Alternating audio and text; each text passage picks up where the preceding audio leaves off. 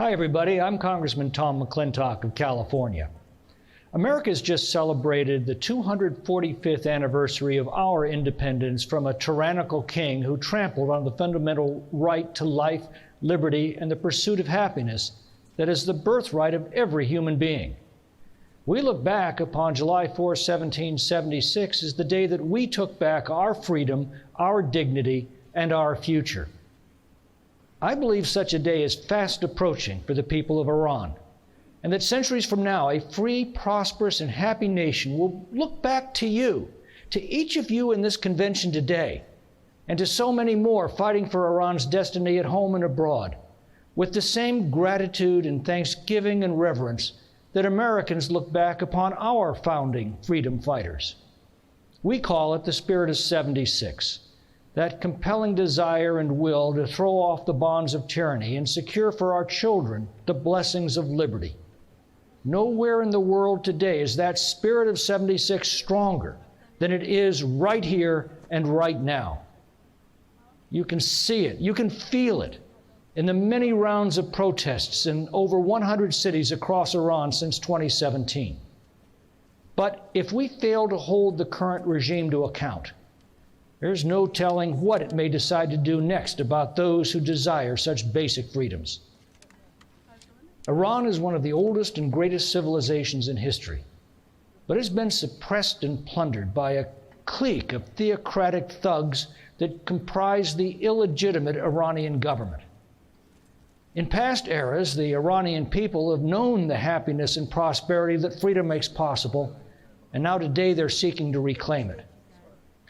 That's why I'm pleased to announce today that 249 members of the United States House of Representatives, that's a solid majority of the entire House and made up of Republicans and Democrats, they've co-sponsored House Resolution 118, expressing support for the Iranian people's desire for a democratic, secular, and non-nuclear Republic of Iran, and condemning the violations of human rights and state-sponsored terrorism by the Iranian government. I've written to President Biden to call attention to this resolution and to urge his administration that the United States must hold Iran's corrupt regime accountable for its crimes against its people and its continued sponsorship of global terrorism. Recently, the Biden administration has considered re-entering the disastrous nuclear deal that lifted sanctions against the world's largest sponsor of global terrorism and allowed it to develop nuclear weapons with no meaningful oversight. Thankfully, the Iranian people have resisted nuclear adventurism and have pushed for a non-nuclear country.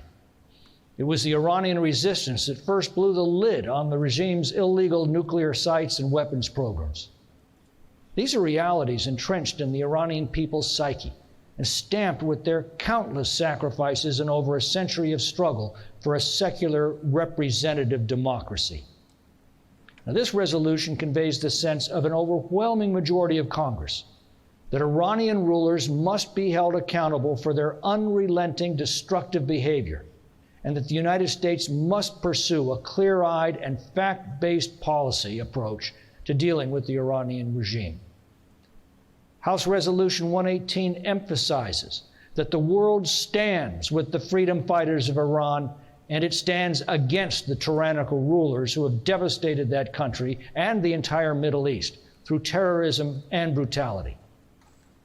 This House resolution comes ahead of the recent election of Iran's new president, a criminal who has committed egregious human rights violations against political opponents, journalists, and anyone else who dares to oppose him.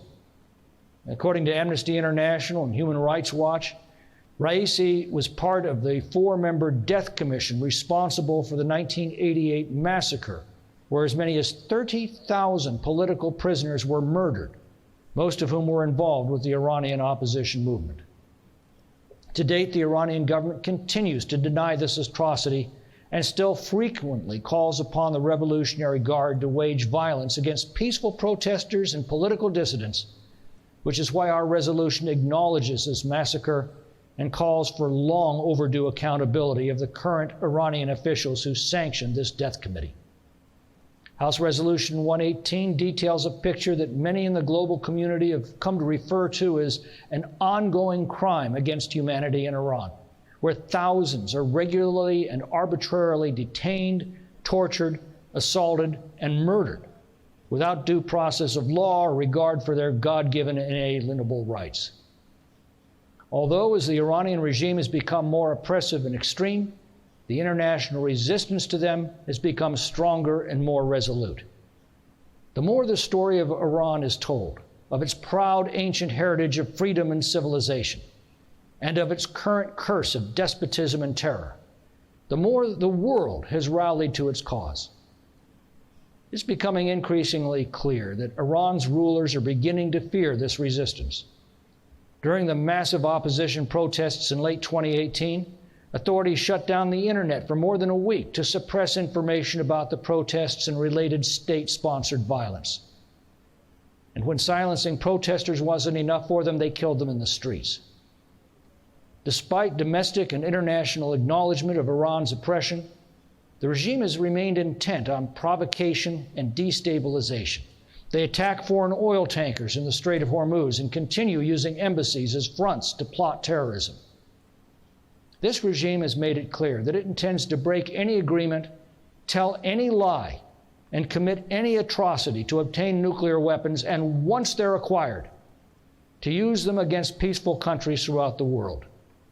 Short of a devastating war, the only thing that will stop them is the Iranian people rising up to overthrow them. So you're not only fighting for the freedom of Iran, you are fighting for peace throughout the world.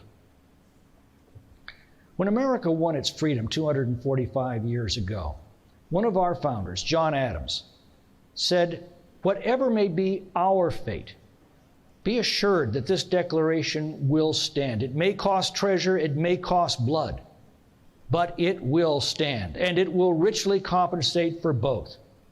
Through the thick gloom of the present, I can see the brightness of the future as the sun in heaven. We shall make this a glorious day, an immortal day. When we are in our graves, our children will honor it. On its annual return, they will shed tears, not for subjugation and slavery, but for exultation, gratitude, and joy." Ladies and gentlemen, such a day will dawn, and dawn soon, for the American people and the Iranian people, who will look back through the generations to the struggle that each of you are now waging. They will know that it was your sacrifices that reclaimed their birthright to liberty, prosperity, and happiness. Let us strive to see that day.